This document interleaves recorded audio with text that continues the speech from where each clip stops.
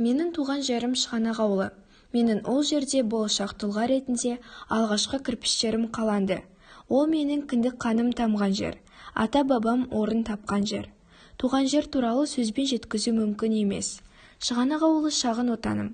Жүрегімнің төрінен мәңгілікке орын тепкен мекен.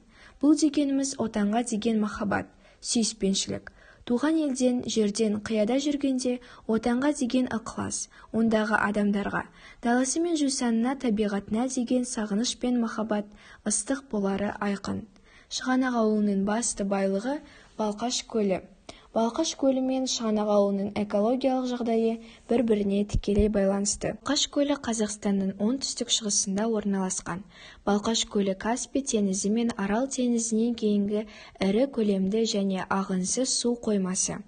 Көлдің ұзындығы 614 шақырым, ені 3,5-тен 44 шақырымға дейін жетеді. Балқаштың бір ерекшелігі оның жіңішке бұғазбен жалғасып отқан батыс және шығыс бөліктерінің минералдарының екі түрлі болып келетіндігі.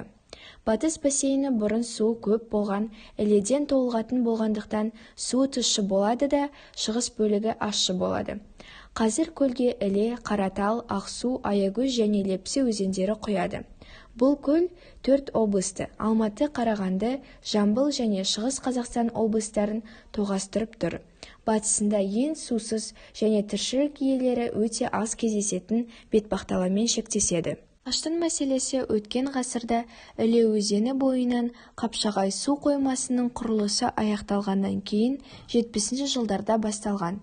Кеңестік биліктің ойға алған жоспары бойынша су қоймасының салынуы 400 мың гектар жаңа жерді ауыл шаруашылығына пайдалануға енгізуге мүмкіндік беруі керек болатын.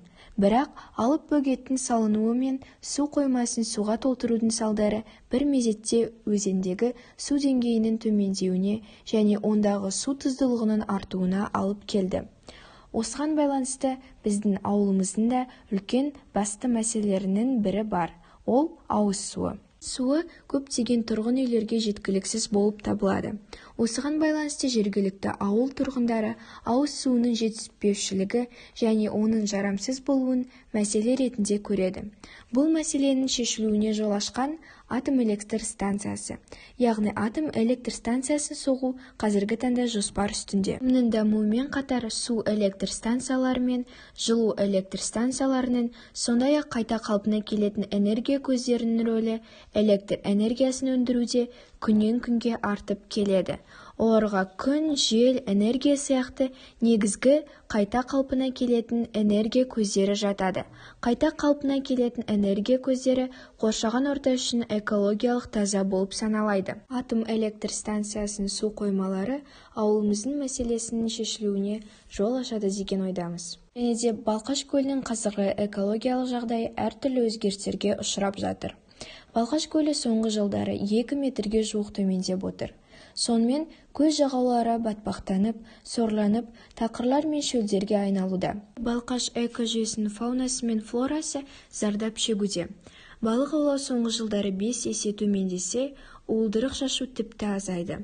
Балқаштың балық қорының соңғы жылдары күрт азайып кетуінің негізгі көзі де осы Қытай көшімізге байланысты болып отыр. Көл табанында ондаған шақырымды алып Қытайдан әкелінген сапасы нашар аулар жатыр.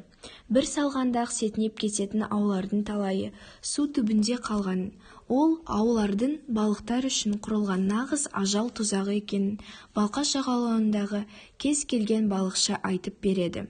Балқаштың балығы мен байлығы кемуіне бірнеше себеп бар. Елге Қытай тарапынан полиамидті және пластик жіппен тоқылған ауларды әкелуге тыйым салу керек, және ол аулардың ел ішінде сатылуына толығымен шектеу қою керек. Мен қатар Іле бойындағы егіс көкөніс алқаптарына пайдаланылған пестицидтер, гербицидтер және минералды тыңайтқыштар қалдықтарымен улануы жиі байқалуда. Іле Балқаш алабы ит тұмсығы батпайтын тоғайлар, кішігірім көлдер, аралдар, аңдар мен құстар мекені болатын. Әсіресе 1960 жылдары жылына 1,5 миллионға жуық бұлғын терісі дайындалатын болса, қазір бұл шаруашылық жойылған. Тұщыту процесінің үшінші кезеңі минерализация, яғни өмірлік маңызды минералдардың қалпына келтіруі. Қорытындылай келе, балқаштың және өзге де Қазақстанның экологиялық проблемаларын шешу үшін міндетті түрде қолда бар ресурстарды біріктіре отырып, мүмкін болса қажетті мөлшерде қаржыны бөліп және көмекке көптеген дүниежүзілік табиғат қорғаумен айналысатын әртүрлі бірлестіктерді, ұйымдарды тарта отырып, дүние жүзіндегі және көрші елдермен одақтаса, атқарылған жұмыстар үстінен қатаң бақылау орнату арқылы бұл проблемаларды шешуге болады. Еліміздің әрбір тұрғыны бүгінгі және келешек ұрпақ үшін су тазалығының маңыздылығын түсінсе, жер жаннаты Жетісудың тамаша табиғаты сақталынатын күмән келтіруге болмайды. Егер әрбір адам өзіне тиесілі аядай жерді қолынан келетінін бәрін жасайтын болса, онда біздің жеріміз қандай құлпырып жайнап кеткен болар еді.